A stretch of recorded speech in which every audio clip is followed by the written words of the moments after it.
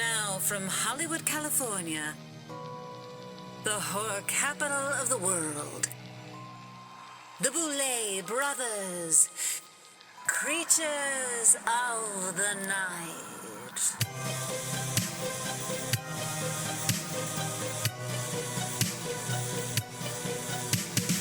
Hello, Uglies, and welcome to a brand new episode of the Boulet Brothers Creatures of the Night. We are your hosts, as always, Swanthula, Drakmorda, and Ian is already with us. The Dark Triad is in full force, and we are ready to give a post-mortem conclusion to the epic second season of Dragula. Today, we'll be covering episodes 9 and 10 of season 2, so that's the reunion and the finale. How are y'all feeling about this? I'm feeling like it's activating my PTSD, as I was talking to Ian about a few minutes ago. Oh, really? What was it? Well, it was like I had so much fun watching season 2 up until this point.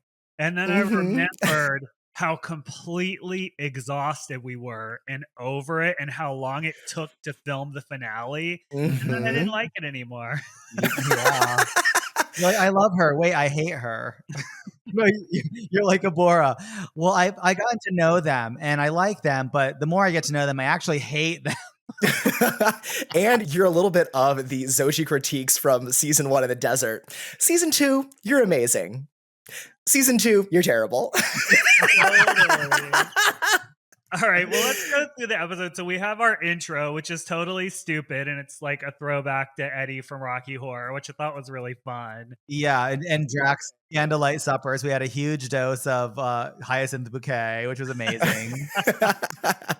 I love it. Yeah, and then we did the cast in the catacombs, which the fans love that. They do. I mean, before we take another step, we need to recognize the fact that on season 2, we did a lot.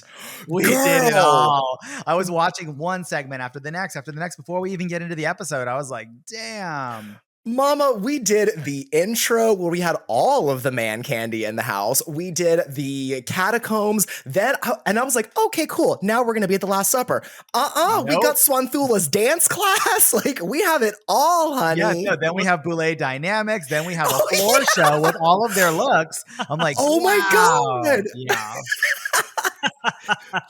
Which I got to say, the floor show with the looks, I'm really into. Like, I do remember why we stopped doing that, because it's partially a huge bitch to do day of. But right. I was like, wow, like these monsters look amazing. And by these monsters, I mean Monique. I thought it was the whole, like, when we were in the catacombs and we were like, we came up with Melanie and we're like, who the fuck is this? I just bust out laughing. It's so dead wrong. And then the Drag Race little jab with, like, if you yourself, like, we were really doing it all back then. Yeah, it was fun. So I think the first thing I want to talk about is Monique at the reunion, because something that the fans obviously would know because they weren't there. Monique was absolutely partaking that day, I would say, in a big way. And I think she was very nervous about coming to the reunion because of all the stuff that had happened online. And she was interrupting us left and right. Every time anybody said anything, she was interrupting, and we kept having to tell her to stop. And all that got cut out. But yeah, that's what that was about when I yelled at her about interrupting us. It was a little abrupt. I think there could have been a few more of Monique's actually interrupting you to kind of justify that reaction, but it was spicy. And I know the fans of the show and the fans of yours, Drac, loved you reading her and putting her like right in her place real quick. Let's talk about this reunion a little bit. So what were highlights for both of you?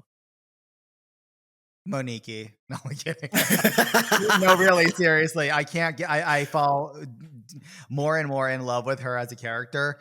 But no, I think some of the highlights are kind of what I said earlier. I made a joke of it, like we did a lot, but I actually kind of appreciate all of those details. I appreciate the Sean Morales and Ian and Israel as the super formation of like that Boulet Mansion staff, our version of Meatloaf in our Rocky Horror House, the camp of it all, the extra floor shows, and the fact that the girls were a little messy. They weren't scared to argue between Monique and James and Kendra, and and even Victoria, like everybody was sort of chiming in, and Felony had a lot to say too about Monique's attitude. Like it was great to see everybody show up.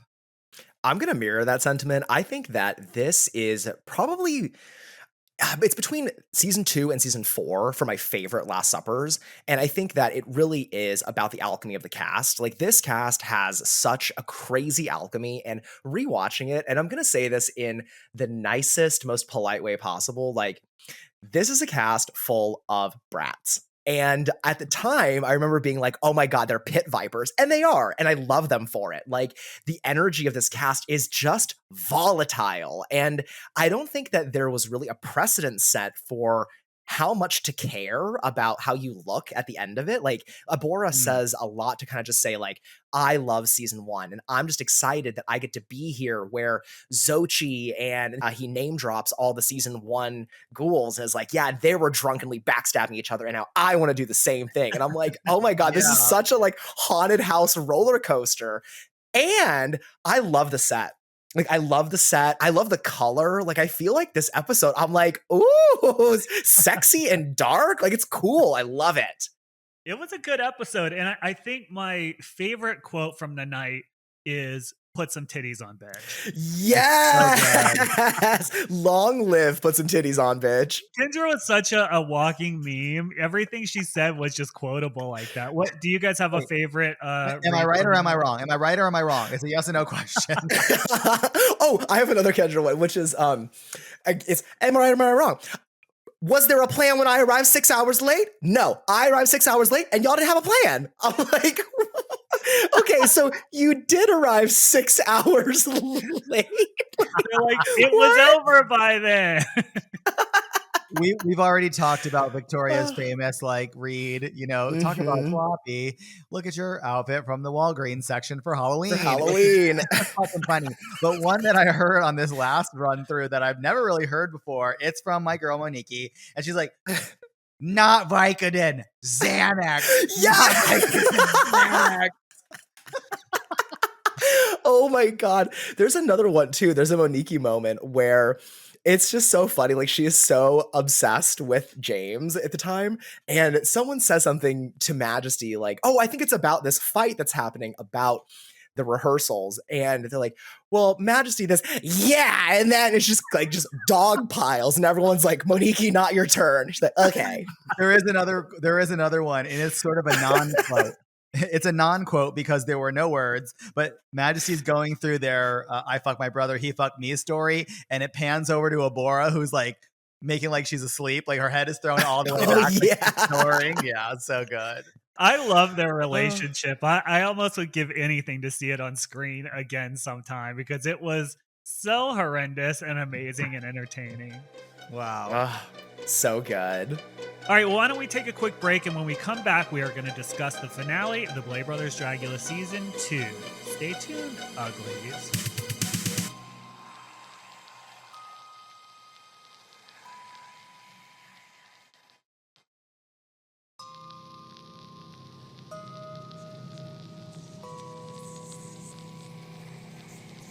All right, everybody, we are back, and it's now time to dig into the Boulet Brothers Dragula Season 2 Grand Finale.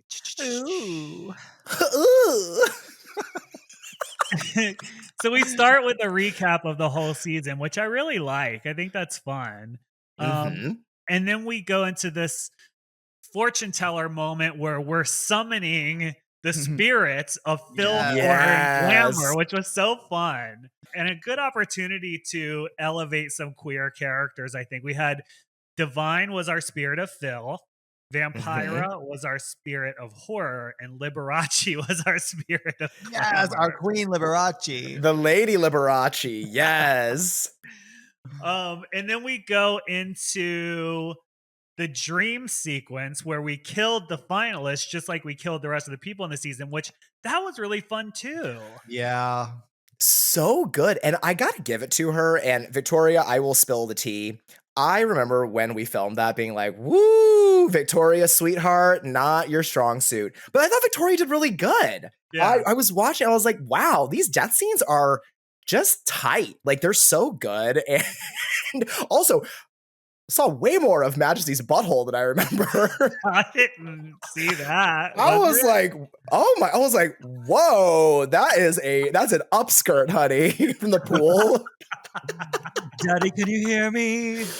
Yes. So then we get into our Rocky Horror inspired looks, which was a lot of. I really like those looks. I think they were fun. They were our own custom Transylvanian armor sets. I think they were cool. A fun note about that filming experience was Oh, I think it took us, was it 20 hours of filming straight?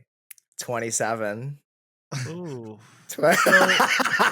Oh, I have two memories of that 27-hour span. Actually, three. One was climbing that weird, inaccessible back staircase up the abandoned Globe Theater to the seating that no one had been to what felt like for 100 years. I mean, there was a layer of dust an inch thick when we were sitting up there trying to deliberate who should win. Yeah, we recently talked to the owner of the Globe, and he told us that no one had been up there since like, I don't know, the 30s or something crazy. So Yeah. good thing we didn't fall through the floor.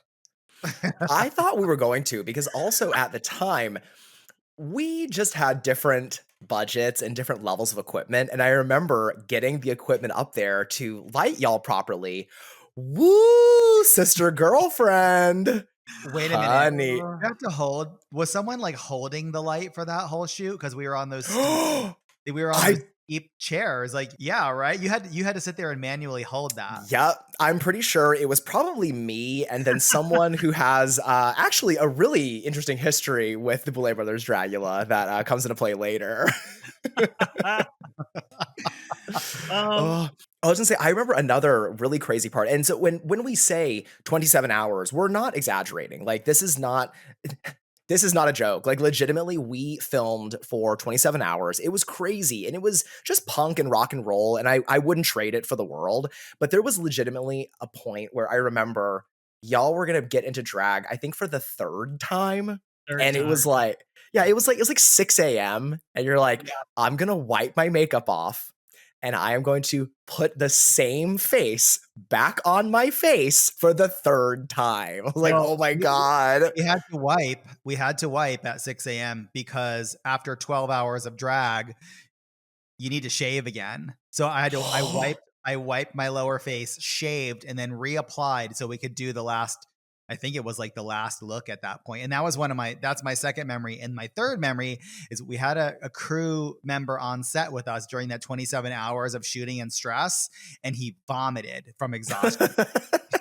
My favorite part was the crew member that went running across the room and then clotheslined himself on a couch and flipped off into the darkness.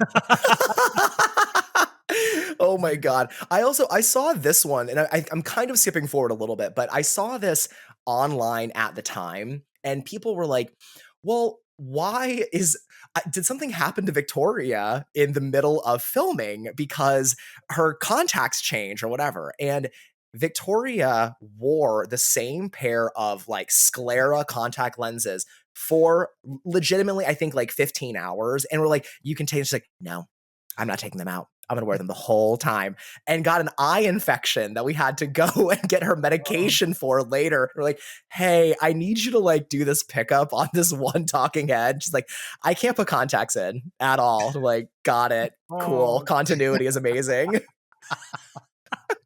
Can we VFX her eyes? Something. Yeah. Oh. So, okay, I rewatched this for the first time in a long time. What did you all think of the 3 floor shows? I love what the show has become. I love the evolution, but this finale made me miss the LED screen. I think it creates a little kind of picture frame for the imagery in front of it, and I kind of miss it a little bit after watching this.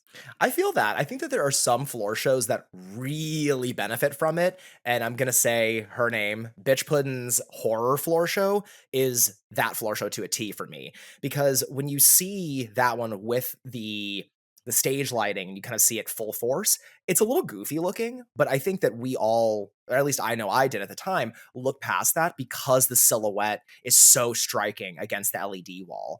And it also allowed us to create custom visuals for the backgrounds. Like I remember that was one of the first times, I mean, of course we do it all season, but when the Filth floor show was happening, we had that really grungy kind of graffiti background. I was like, oh, this is gross. I don't know how Victoria fits here, but this is gross. Yeah, I think in big moments like the finale, it really counts. Or Monsters of Rock, it's great to have that background. But you remember people would complain about, oh, why can't we just see them walk the runway? Remember, everybody always said that. And now we do that, and they're like, "Where's the video wall, sis?" I'm like, I'm not listening to any of you ever again anymore. Exactly. Yeah. I'm trying to think of stuff that surprised me. Well, I actually, it's funny. I had a dream about the recording of this episode of Creatures of the Night last night. I was like, oh my God, what are we going to talk about? What are we going to do? And the one thing that haunted me were Majesty's eyebrows from their Filth look. They're just so like rumbly and weird, and it's on purpose, but like she just looks so gross in like the most low-key way. I'm like, this is this person exists for real. Like, even though I agree with what Drac had said in the episode of like, oh, this is like a costume. Agreed, yes. But I know that girl. I went to high school with that girl. And I'm terrified. That girl's on the Jersey Shore. Like I remember when Majesty pulled that look out, I was kind of gagged because it seemed like a inspiration outside of Majesty's wheelhouse, and it was surprising. And I kind of loved that he shucked off that kind of like, I'm perfect and my makeup is always on point and I'm sharp as a dagger, and just went kind of goofy and really went for it. It was awesome. Now, to me, the two looks that stood out the most, the first one would be Majesty's Glamour look, because I thought that was impeccable. That was really beautiful, and just I don't know, it struck me. And then Bitch's janitor look with the mop water was obviously disgusting and amazing, and it's sort of like, can we have a Filth winner? Is that interesting? And that sort of started that whole conversation. Super iconic. Absolutely. And Bitch ended up touring with that look, and I think it's testament to how strong it is, because I remember when we when we found a mop bucket in the UK and toured with that look, every single venue just exploded the second that she showed up in this fucking onesie janitor outfit. I'm like, oh my. Yeah, exactly. I'm like, oh my God, this is so wild, but people love it. And it's great. I mean, that floor show really holds up as just something that's just disgusting. Speaking of filth and disgusting, I have to talk about it because I saw this in life and it was so impacting, which was Victoria's necrophilia filth performance. Incredible. Incredible live to see. And it was great on the show, but I don't think it had quite the potency on film that it did in life. My thought was that all three of them did better looks during the season than they did on the finale. Like, I actually thought Bitch won a bunch of challenges and she had great looks through the season, but I felt like the finale, I don't know, I didn't feel like she showed up as strong. What do you all think about that? I feel that for sure. I mean, I kind of scratch my head at the Glamour look for sure, because it feels kind of small. And I also scratch my head at the horror look because of reasons that Ian already stated. In the dark, it looked great. The silhouette was incredible and the glowing eyes. But then when you flip the lights on, you're like, oh, wait, that is goofy. That is goofy. Wait a minute. Yeah, I think that Dragula hard. Point blank period, Dragula hard, and Dragula is exhausting for the cast and for the crew. Yeah. And I think that you can see, and this is not a dig, but it just is a reality. You can see the fatigue on Majesty, Bitch, and Victoria. Yeah. And I feel like with season one, like kind of thinking about the way that those finale looks came together, with the exception of one of the looks I can think of in season one, those finale looks, I'm like, oh wow, like there is like thought, time, effort, and they're hardcore. And this feels like a little bit like we're running on fumes a little bit with some of the looks. Mm-hmm. I do remember also Bitch's Glamour look broke right before she hit the stage. And so there was supposed to be a big reveal. Like it was like a full gown. And that's why she came out and it's kind of like that short, almost like mini skirt. And she sells it. But yeah, I definitely feel like there are some choices that are made with the finale that are a little strange. You're reminding me of that. I totally forgot about that. And I think that's where that jewel comes from that she ends up spitting out. Yeah. So when we recap season 1 and the winner, we talked about maybe the person that won the whole season didn't necessarily win the finale. Do you think that happened again in this season? Yes. You do, but go ahead. Yeah, I do. And I think this is the armor that I'm going to wear all through these recaps. Is it's not a read. I fully respect. I respect all the decisions we've made on the show, and I think that Bitch is an incredible winner. But when I look at the finale looks, just with fresh eyes, I do think that Victoria eked it out a little bit more, or a little bit further, or harder, what do you want to say, than Bitch. Like when I look at Victoria's horror, I'm like, this is a complete thought. This is a period on a sentence. The Filth, immaculate. It's actually, I think Victoria's Filth is my favorite Filth from the show, period, because it's just awesome. Her Glamour, yes, the dress is a little short, but that's kind of my only issue with it, and it's a big issue, unfortunately. But I feel like Victoria shows up really hard in the finale. And I don't know, part of me thinks like it happened the way it was supposed to, because Victoria went on to win Titans, which is the best of the best. That's a great prize to win, great crown. Absolutely. To win. Yeah, I don't know. I don't know that I think anybody else won the night. I think maybe what you're saying is true, that people were running out of steam by the time the finale got there. Maybe that's what it was. Do you think it was because we filmed season 2 for like 3 months? Yes. Or is it because we took 3 months to film it, and then on the last day, the finale day, we made them shoot for 27 hours?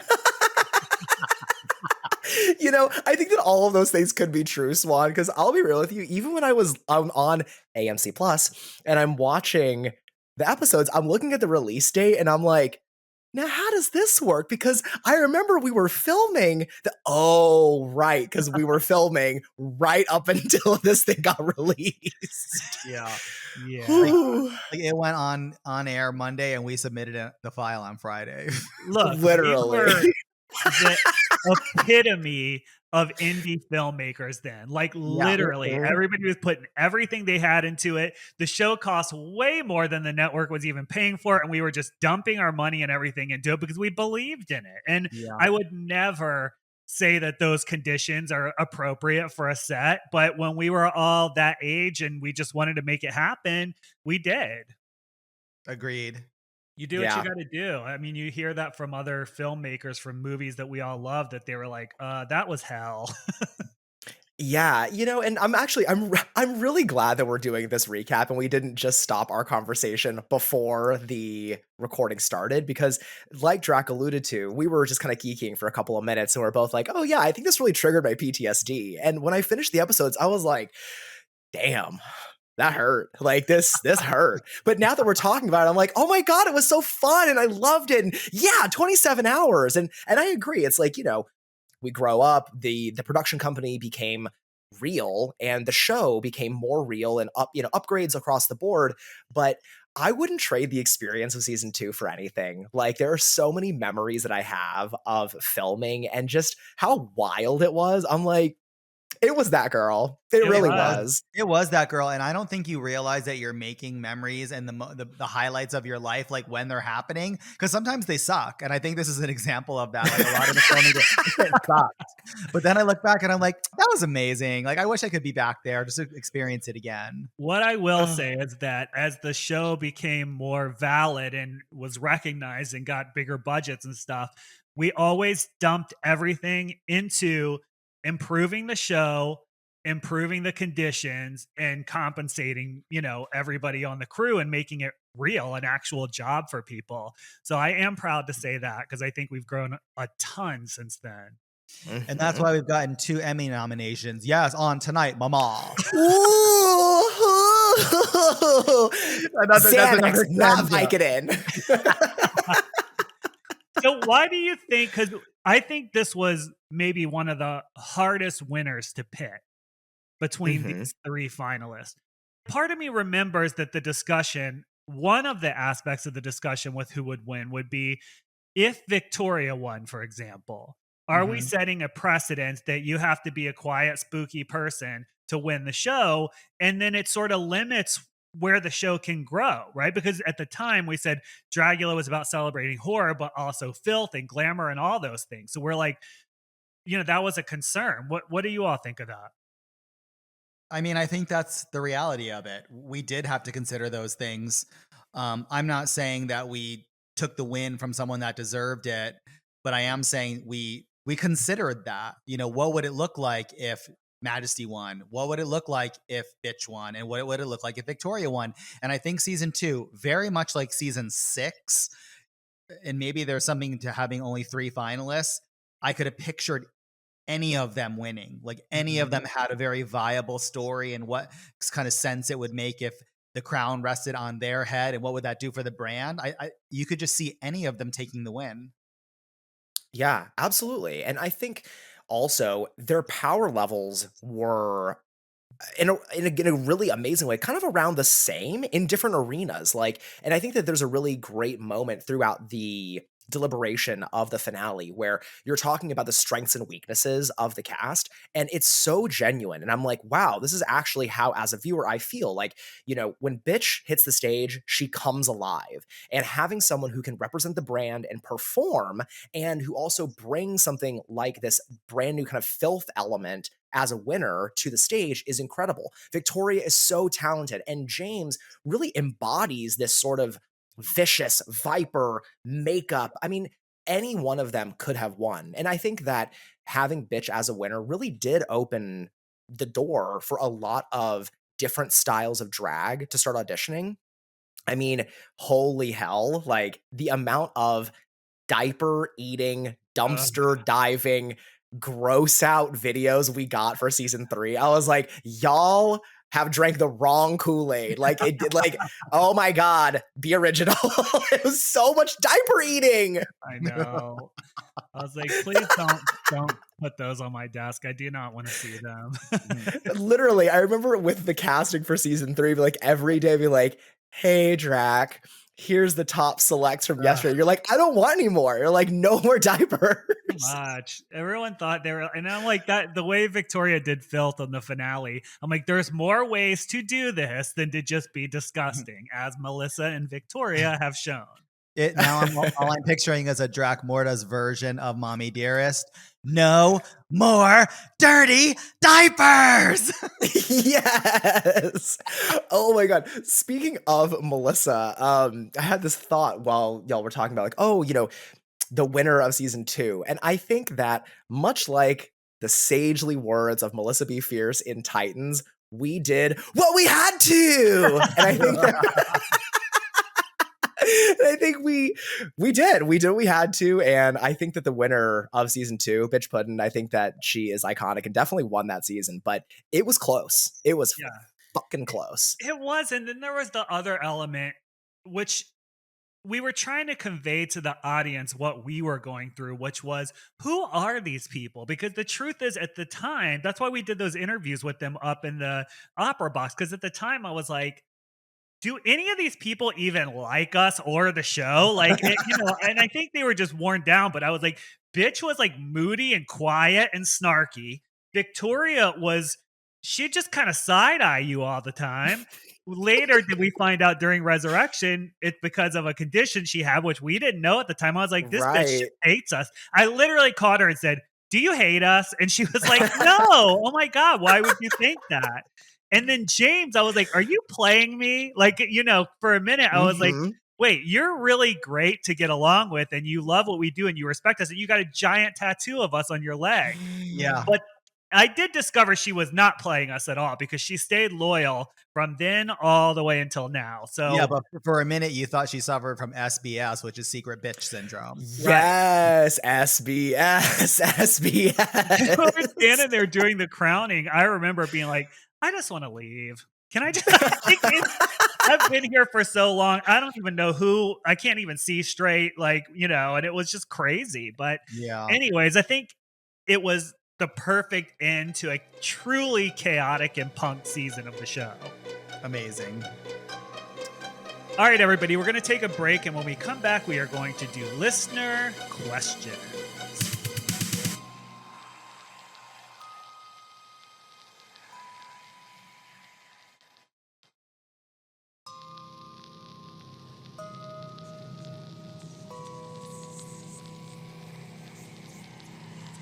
Welcome back, my darlings. It's time we reach into our bag of listener mail and answer all of your burning questions. Ian, would you do the honors? I have my horror clown outfit on and I'm ready to go. Kristen from Dallas writes, in relation to the Gothic Wedding Challenge of Season 2, who did Drac want to be the winner since you hated Abora's performance so much?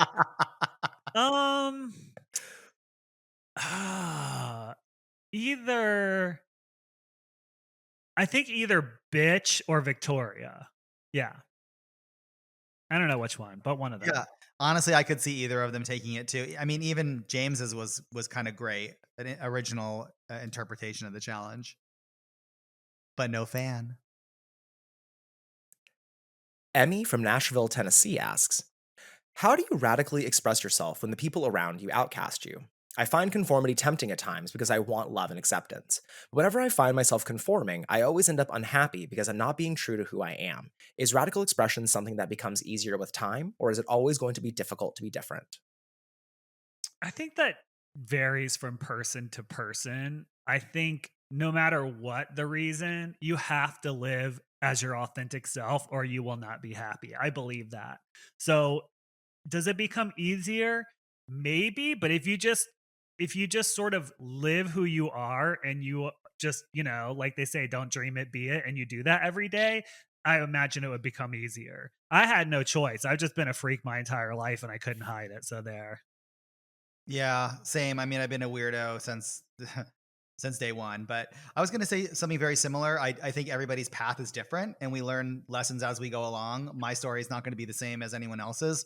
And sometimes being original, different, it is kind of a lonely path, but when you do find someone or a tribe, it just force multiplies and becomes so fucking amazing. And your weakness, which what you perceive as a weakness now, which is the fact that you might be different or outcast or lonely, becomes your strength, because that originality and that unique perspective is what makes you stand out from everybody else. I'm remembering this story we just talked about the other night. I'm like, I am such a weirdo. I was telling Swan about how when I just remembered this the other day, when I was a kid, and I mean like 4, I would get up in the middle of the night by myself, go in the kitchen and get snacks, and then go into a room that had like sliding glass doors and just look out there in the night and just kind of eat my snacks and watch them. What was that? That is a really weird thing to do. I would have been worried if I was your parent. Well, they never found me. They were asleep. Again, I would have been worried. It was weird. Anyway. Alex from Maryland writes, why did no one ever tell Erica that her eyebrow was popping through her makeup? Almost every episode around deliberations, you could see one of her eyebrows popping through. Generally, when do you let a monster know that a fault is showing up in the footage, like beard showing or Erica's case with her brows, if ever? Well, first of all, please submit your resume to BouletBrothersDragula.com because you are reading and you are dragging Erica right now for her eyebrows. We need you on the guest judge panel. I would say the answer is never, because it's a competition. So if I go up to someone, I'm like, hey, this looks a little rough. First of all, they might be like, well, that's as good as I can do. So what am I supposed to do about it? And second, it's unfair unless I go around and tell all the competitors, to change something about their look. So I think you just have to live with it. It's also a little unrealistic to imagine us or any of the judges watching all of the footage right as it happens. And sometimes what you see from the judge's booth is a little different than what you see on film. We have dailies, but we can't go through all of the footage. So if Erica's eyebrow shows up, there's a good chance that we did not see that on the day of the judging. I do also want to say, as one of the unofficial shadow judges of the show, that I feel like sometimes different things are important to different people. Sometimes it's just not that important. Like sometimes you're like looking at this, and I'm not saying this is what's happening with Erica, but sometimes you're looking at someone's floor show and you're like, holy shit, Victoria is mounting this corpse with this nitrous thing. And I'm like, should I like clock that like the back of her head is shaved in a weird way? I don't know. Like it just seems like almost like pedantic. I'm like, I just don't know that I need to care about that at that point. You're right. But also Victoria's head is shaved in a weird way during that floor show, and I've clocked it again. Now, if you show back up on Titans and you're still doing it, that's Ooh. a problem. Monica from Santa Monica, the second, says, bitch, I might be the second, but don't get it twisted. Right? Have you ever had a moment where you felt a season was totally beyond saving in terms of what you had intended going into directing and filming? To add, what is the biggest challenge you face in terms of diplomacy when it comes to writing and directing with each other, other producers, executives, etc.? So, to answer the first question, I would say since we've been directing and writing everything, I don't feel like any season has spun out of my control. However, there was a moment in season 3 that I thought it was going to spin out of control. Because everyone was like so super politically correct and canceling each other over every single word they uttered that it was just impossible to film. And then also on Titans was crazy too. Like it was just really emotional and it was draining. And yeah, I thought by that, I think it was episode 7, I did think it was spinning out of control, but we corrected course, I think. I agree. The one from season 3 is the one that I remember the most, but you're right about Titans 1. But that season 3 night, I was so crestfallen. Like my heart was fucking breaking because I kind of couldn't believe what was happening. And I will never forget, Ian was the one that saved the day that day. Like you made a huge speech. Oh, that's and right. You rallied everybody and you just checked their morale, and it changed the energy for the rest. I wish it changed it more, but it did change it enough to put it back on course. Yeah. Thank you. You know, it's so crazy because again, this is my PTSD. As you were saying, I'm like, what do you mean? Like, what do you mean? Like, I don't remember this. And then it all came back. And I'm actually excited for that episode because that was a draining day. And I don't know, when I think about the Dark Triad, like one thing that I will always say is like, we have the show, like the show is not just the show. It's like a living, breathing organism that we care for. And I just, in that moment, like, I think I saw what you guys saw, which was like, the ship is sinking and we were all trying to be like, what are we going to do? And I was just like, if I don't do something, if I have to do something, I have to try. And yeah, I think I also did a dip that day. I think I did a death drop, and I have never done one since, and I don't know how to do one. So I remember you were so cheery to them, and you did it. And then after we filmed the extermination, you walked away, and just like the mask came off, and you were like, "Fuck these people! Holy shit! I can't believe that happened!" And you were like so furious. Yeah. A good time. I think it was another part of the question, which is about our creative process or having differences between us or between other producers. We don't really face that challenge. I mean, every now and then, Drac and I will have like a disagreement about which way a challenge should go or what should be the focus. But I think we have the support of the people around us on the production team. Like they believe in like our vision, and it's definitely like an attitude of support when ideas come up. And I think there's very little conflict. Well, also, I think that's one of the things Shudder is great about, and what made them an attractive network to sort of call our forever home is because they didn't want to give us notes. They wanted us to do us because they liked the show for what it was. So they just want us to make the show and to, fulfill what we think is great because we're passionate about it, and they really don't mess with us. That's it, everybody. Bye. The Boulet Brothers Creatures of the Night is hosted and produced by Drac Morta and Swantula Boulet, along with co-host Ian DeVogler, with music by Neuron Spectre.